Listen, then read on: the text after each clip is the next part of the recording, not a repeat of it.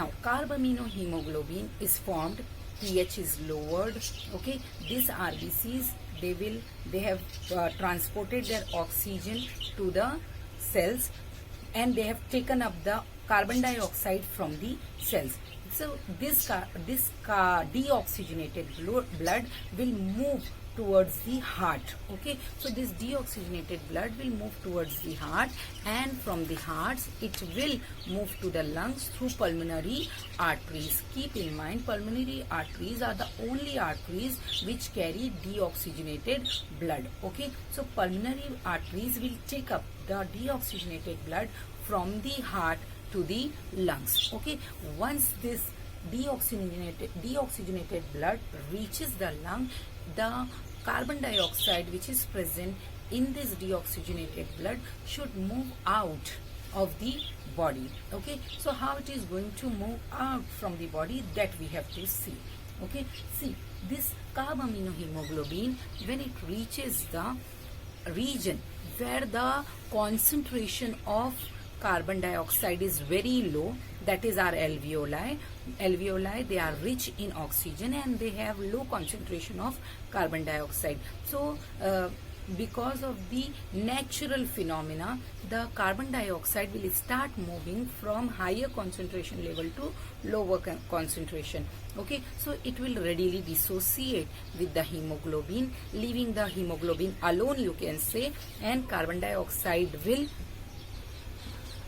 after dissociation, it will move out of the RBC and enter into the alveoli. Okay, so there is a dissociation between hemoglobin and carbon dioxide here in the lungs. Okay, so carbon dioxide will leave this bloodstream and it will enter into the alveoli.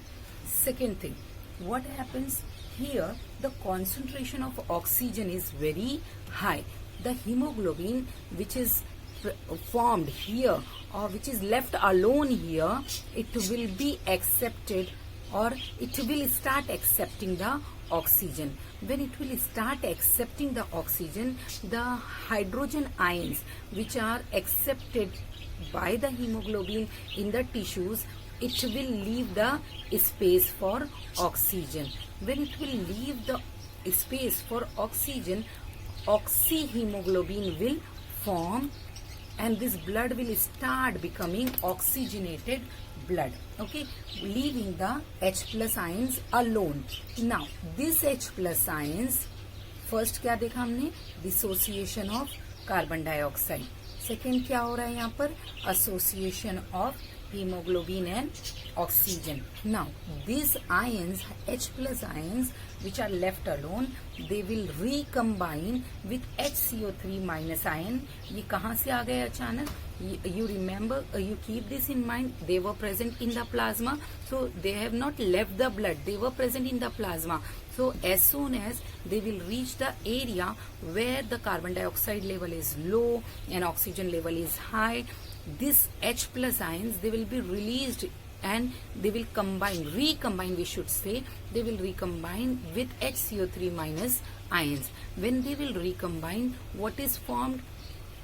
Carbonic acid. In presence of carbonic anhydrase enzyme, which is only present in the RBC, again they will dissociate to form carbon dioxide and water. Okay, here in this case, increase the pH will increase.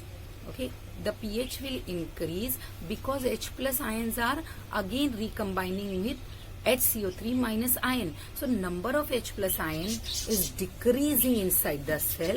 When number of H plus ions, free ions, when it will decrease, the pH of this RBC cell will increase. So when pH will become alkaline, the rate of this reaction will increase. Okay, the rate of this reaction, that is formation of oxyhemoglobin, also increases, and rate of this reaction, dissociation of carbon dioxide, also increases. So more and more carbon dioxide will start releasing outside the RBC. Okay, so this effect is called as Haldane's effect. Haldane effect is opposite of Bohr's effect. In Bohr's effect, what is happening? Dissociation between oxygen and hemoglobin. Haldane's effect explains that there is a dissociation between carbon dioxide and hemoglobin when the pH increases and when there is high concentration of oxygen is present in cell.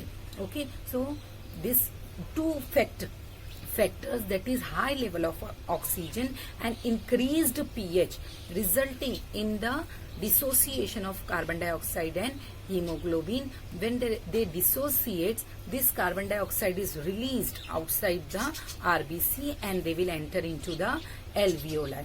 Okay, inside the plasma also the same reaction will take place. The hydrogen ions will recombine with HCO3 minus ions, and because of higher concentration, obviously these two factors are working here, and they will combine to form carbonic acid. Again they will form carbon dioxide and water. This carbon dioxide will be released in the alveoli. So in this way carbon dioxide is released by the blood to the alveolar cells. Now this alveolar cell is now filled with carbon dioxide. Now we will exhale, and this carbon dioxide will move from the alveoli to bronchioles, from the bronchioles to bronchi, then trachea, larynx, pharynx, and then through the nasal cavity it will move out of your body. See, one more thing you keep in mind, there is a difference between the tissues and alveoli. What is that difference? Inside the tissue, oxygen level is very low, whereas inside the alveoli, the oxygen level is very high. If we talk about carbon dioxide, tissues are rich in carbon dioxide, whereas this alveoli, they have low carbon dioxide level when we inspire the air. Okay, pH inside the alveoli increases, whereas pH inside the tissues decreases.